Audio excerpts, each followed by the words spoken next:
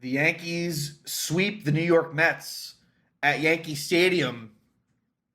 And look, this is a season series where the Mets won both games at Citi Field, and the Yankees were able to win both at Yankee Stadium. Pleasantly surprised. And it's funny, when you look at all four games of the series, they were very much the same. Um, Fairly low. I mean, not completely.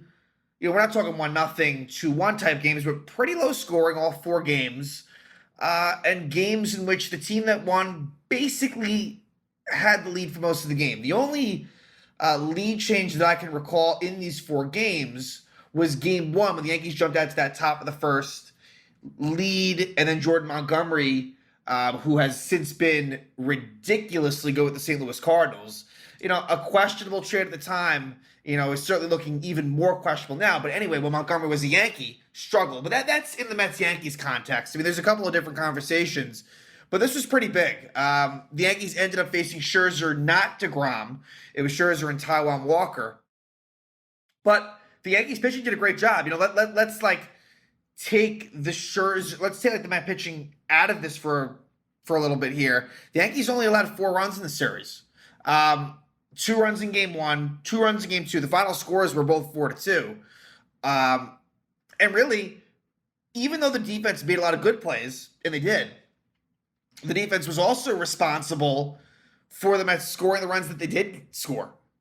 Certainly the first game where Oswaldo Cabrera really should have gotten out of the way from Marwin Gonzalez. And look, Cabrera has been really excellent defensively when you really think about it. For a rookie playing different positions, he's really made good plays. So that was a mistake by Cabrera. And then in game two, mainly Gleyber Torres just mentally fucking up and allowing Pete Alonso to score to tie the game. So Domingo Germán and Frankie Montas were really, really good. Germán has been pretty, ever since a rough beginning, Germán has really started to settle in. Now, I don't think that Germán will have much of an impact come playoff time. I don't think that's part of the plan, but I think Germán, as a back-end starter, has been more than serviceable. And so good on Germán. And then Montas, look, it's been a really big struggle. And honestly, early in this game, it appeared as if it would be another one, but he kind of settled down and really found his groove. I wish he could have gotten through 6 innings. Again, some of that his fault, but again, some of it defensive miscues. But I thought a real step in the right direction for Frankie and the bullpen. The Yankees are in a situation right now where it is really mix and match, really. And updating what we had spoke about after the Blue Jays series, confirmed that Scott Efros did hit the IL. So Efros shoulder stiffness goes on the injured list, and Clark Schmidt is recalled and made an impact. I wish it was a little bit better. Don't get me wrong, it was good. It was 3 scoreless innings in game 2. I kind of had figured it would be Germán to Schmidt.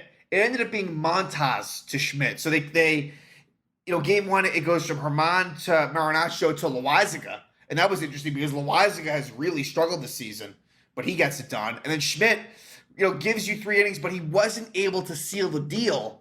So Wandy Peralta comes on and gets the final out. A very dramatic. Both games really were pretty good games.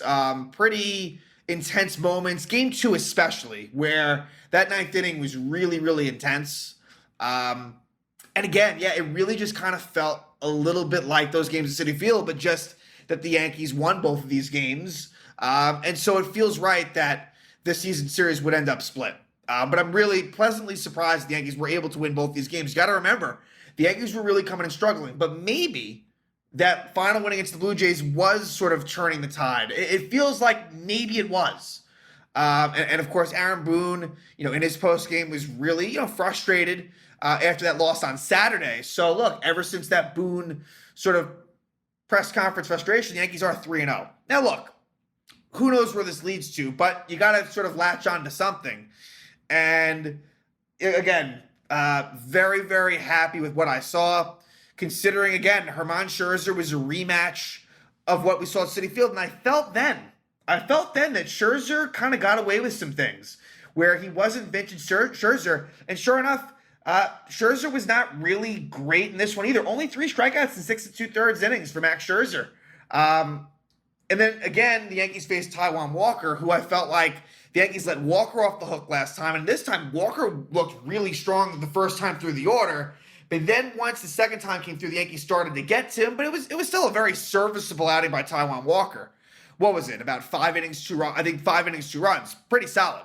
So Walker, again, kind of gets it done. So in terms of, not that I don't think there is much of the sentiment, but like if DeGrom had pitched, sure, that's fair. But I think the talking point goes more to the fact that the Yankees held the Mets hitting down. The Yankees pitching held the Mets down. So, it'd be one of those things where if it was a high-scoring affair and Walker, got lit up, Walker pitched fine. So, I think that, the Yankees should feel good about themselves just because they've been playing so poorly lately. And after the series ended, Esteban Florial, no surprise, sent down, meaning that Giancarlo Stanton will return in Oakland. I would expect him to DH to start, but I think the plan ideally should hopefully be that he will get back into right field. But for now, they'll probably ease him back in. He'll get DH days, which will cut time away from, Gleyber or Donaldson, and I guess the infielders, because there's a bit of a surplus there. And those guys are frustrating. Really, for me, again, Gleyber is really, really, really frustrating. And that isn't to say that Donaldson has been a major disappointment. Offensively, Donaldson just simply has not been very good, honestly. But he's been really, really good at third. And Gleyber, as much as he really makes good plays at second base, and he does, honestly, like he tonight made excellent plays at second. It's just, I don't trust him. That IQ is not very good. The bat quality is really poor. Tonight, he had his second walk in 26 games was the stat. Let me confirm that. Katie Sharp had tweeted this out. And I noticed it. His on-base percentage had completely dropped. It was terrible. Gleyber Torres, the second time that Gleyber has walked in his last 26 games. I mean, that is just ridiculously bad. So for me, Gleyber's going to take a hit. Look, if everyone stays healthy, forgetting about Carpenter. Let's just forget about Carpenter for a second. Let's forget about Bader for a second. Even with Stanton coming back and clogging up that DH spot, I think Gleyber's going to lose playing time. And Donaldson, but I really think ideally, if you gave the Yankees truth serum, I think they would say Donaldson at third, LeMahieu at second, and Gleyber is the odd man out. I really believe that. Now, the good thing is Aaron Hicks, players that I don't like, really have lost their roles completely. Aaron Hicks and Aroldis Chapman. They're kind of useless on this roster. Let's be completely clear here. But with Joey Gallo, at least you knew he was being traded. With Hicks and Chapman, they're going to take up roster spots. They're just going to. Now, come postseason time, I guess we'll see what that sort of leads to. But, now they're definitely going to be, right on the roster and kind of have no role. And I'm fine with that, but what can you do? So, Yankees, Mets, big series, and Andrew Benintendi, there's 2 players that really were the offensive stars. Aaron Judge is the big one, right? Aaron Judge had a 9-game homerless streak, and he hits 2 home runs in the series. One in game 1 off of Scherzer, who he struggled against at Citi Field. Definitely everyone talked about it. So it was nice to see him respond in that way. And then he homered off of Taijuan Walker, who he's had a bunch of success off of Taijuan Walker in his career. And so Judge, really a major offensive force in both games. That's good to see. Also, though, Andrew Benintendi. Benintendi batting leadoff seems to have even further unlocked him. The Yankees moved him to leadoff in that last Blue Jay game, and ever since then, he has been on a tear. Multi-hit games, getting on base, you're starting to see the Benintendi that you hoped that you were getting. It was a little bit of a struggle, a little bit of an adjustment, but this is encouraging because I thought for a second there, hey, maybe this won't work out. And look, maybe he will kind of go up and down, but Benintendi, it's looked good. Like, it's been really, really encouraging at the top of the order. And now, let's think about this for a second. Stanton comes back. I don't think you touch Benintendi in the 1 spot. Now, tonight they had DJ batting second. That didn't really work out. I think you probably see Benintendi 1. See, it's interesting because LeMahieu probably drops down to 5. I would assume it's Benintendi, Judge, Rizzo, Stanton, LeMahieu at the 5 hole. Now, again, that might be a righty-lefty dependent thing. I'm sure it will be, right? So versus righties, you go Benintendi 1 and you go DJ 5. And vice versa. Versus a lefty, DJ back at the top, Benintendi down. You might see that. And honestly, I'm all right with that. Just because Benintendi's been so good, I don't really want to mess with that right now. Even though I know that DJ ideally is up top. He just is. He is a table setter. Similar to Benintendi, but even stronger, I'd say. Where DJ really, when he's on, can really be a catalyst in front of Judge. So, but interesting things to kind of play around with. So let's just jump into game 1. Game 1, like I said, Max Scherzer versus Domingo Germán. And the key was that the Yankees jump out to the early lead. Now, in this game, Marwin Gonzalez is in right. We're finding that Marwin is getting the odd start here and there. Gleyber on the bench. Gleyber Torres on the bench. DJ DH. You got Judge in center with Marwin in right, like I said. And Oswaldo Cabrera at second base. So, of course, Hicks stays on the bench. Florial stays on the bench. The only sort of interesting one there was Gleyber on the bench. So, first inning, the Yankees get going. Benintendi's hit by a pitch. You get a 1-out single by Anthony Rizzo. And so it's first and third, and DJ LeMahieu hits a sac fly to right field. Marte, a good throw, but Benintendi safe. And so this felt a lot like the game before, where you're getting the table setters on, you're getting Benintendi on, Rizzo on, and LeMahieu knocking them in. So that was sort of, again, good lineup construction. And LeMahieu gets the sac fly, makes it 1-0 Yanks. Then in the third, Aaron Judge comes alive with a opposite field home run, his 47th homer of the year, gives the Yanks a 2-0 lead. Top of the fourth, Germán was really, really sharp. Pete Alonso grounds into a double play. First and second, and Alonso, there were struggles for Pete Alonso in the field, at the dish, although Alonso was certainly a threat, and I think Alonso had 2 hits in game 2. So, not to say that Alonso, was completely unsuccessful, but certainly this was a big double play in game 1, and then really a big defensive miscue, and potentially base running. We'll talk about that in game 2. So the Yankees get out of that. And then in the 5th, the Yankees score again. And Isaiah Kiner-Falefa, a really good hitting performance from Isaiah in game 1. A nice ground rule double. A sac bump by Marwin Gonzalez, and then Andrew Benintendi with the RBI double. Benintendi, time and time again, really, really coming through. Runners on third, less than 2 outs. Gets a double in this game, gets a single in the next game in that same exact scenario. But Benintendi with runners in scoring position is really coming alive. So Benintendi RBI double makes it 3-0 Yankees. Germán, gets through the 6th. His pitch count was pretty good. And then in the 7th, things get interesting. And Alonso, with 1 out, reaches on an error by Oswaldo Cabrera. Marwin Gonzalez, that was his ball. Oswaldo needs to get out of the way. But look, it's learning experience. Look, luckily the Yankees still won the game, but it almost cost them. It did. But Cabrera, you give him a mulligan. It's a teaching moment. But unfortunately, the next batter, Daniel Vogelbach, hits a 2-run homer. His 16th homer of the year. It makes it 3-2, and Germán's out of the game. So Germán deserves a better fate. It ends up being 6 1/3 innings, 2 runs, 1 earned. So the line's still good. But Domingo, really was on his way to getting through 7 scoreless. So really good job by him. But a key here, and Marinaccio, it should be noted, gets the final 2 outs of the 7th. Ron Marinaccio continues to do really, really well for this team. In the 7th, Kiner-Falefa with the lucky infield single, and Lindor with a pretty key error. A throwing error by Francisco Lindor gets Kiner-Falefa over to second. So with 2 out, it's a big runners in score position 2-out single for Andrew Benintendi. So that's another RBI for Benintendi. Makes it 4-2 Yanks. And there you go. So that's a big, after the Mets cut it to 1, the Yankees get it back to 2. And then at the top of the 8th, Marinaccio gets a couple of outs, and they take him out. And I thought at the time, that's a risky move. They bring on Loizaga, and he gets Marte to fly out. So, Boone pushing the right buttons there when it didn't really look like the right thing to do.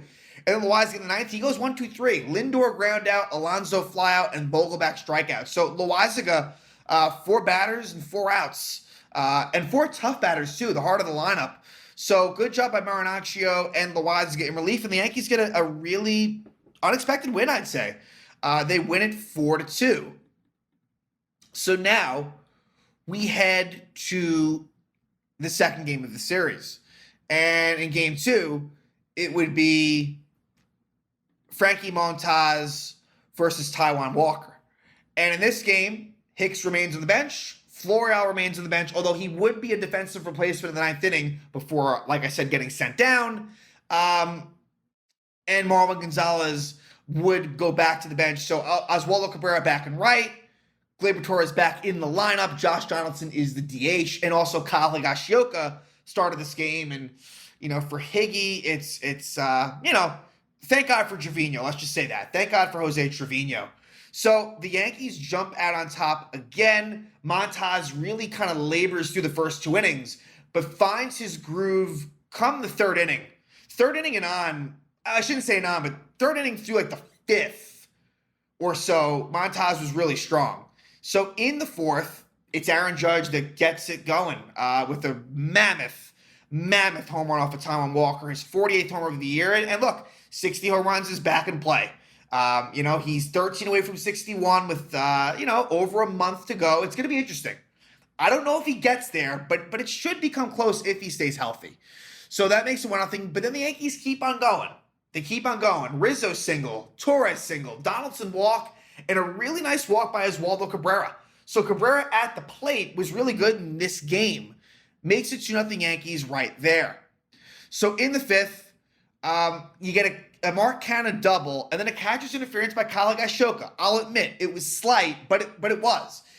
Beatty, it would have been a ground out, which would have gotten Canha over to 3rd, but instead, now it's 1st and 2nd, no out. You get a sac bump by Nito. Nimmo lines out, and you do get an RBI single by Marte, but luckily, and Higgy kind of makes up for his mistake, Cabrera throws out Higashioka. Decent throw by Cabrera, not great, but it was a nice short hop by Higgy, and he tags out Beatty at home. So it could have been worse. It could have been better. I guess it's fair that it ends up 2-1 right there. Then the 6th is when it gets frustrating. You get a 1-out single by Alonso, then a 2-out double by McNeil. And Alonso, really bad base running by Alonso. He should have easily scored, but he was kind of stumbling. It was a bad look by Alonso, but Gleyber one-upped him. So Alonso kind of put McNeil in a tough spot, but Gleyber tries to go after McNeil at 2nd and race him to the bag, but McNeil was going to beat him easily. No one was covering 2nd, which is also a point of emphasis. I'm not sure if Rizzo should have been there. I'm not sure if Kiner-Falefa should have been doing something different, but anyway, Alonso runs home from 3rd as Gleyber's trying to get McNeil out. Brain-dead baseball by Gleyber Torres ties it up, and so Montas, no win for Frankie Montas. He's out of the game, and Clark Schmidt comes on, and he does get Canada ground out. In the 7th, good inning by Clark Schmidt, is able to, keep it tied, and then it's a couple of former Yankee relievers helping out the Yanks, Joely Rodriguez and Adam Ottavino.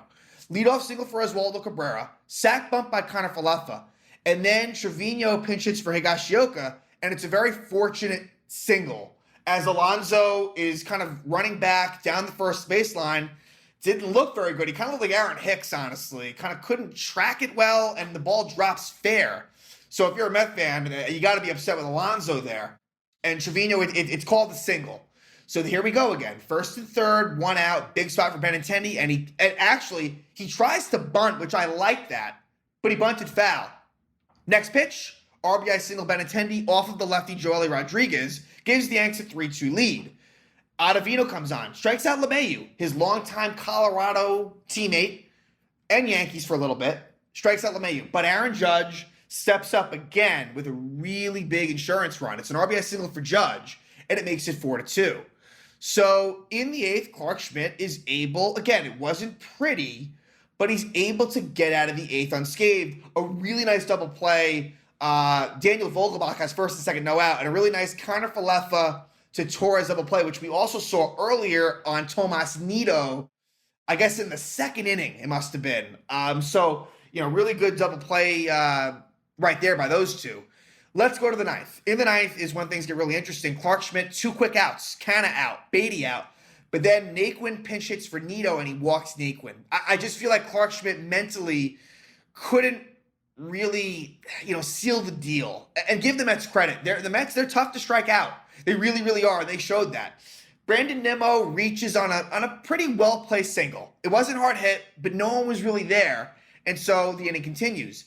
That Starling Marte works a walk. So 3 long at-bats to Naquin, Nimmo, Marte. It leads to bases loaded. Schmidt's out of the game, and Wandy Peralta comes in. And I didn't really love this matchup, but you kind of had no choice. You certainly are not going to go to Chapman.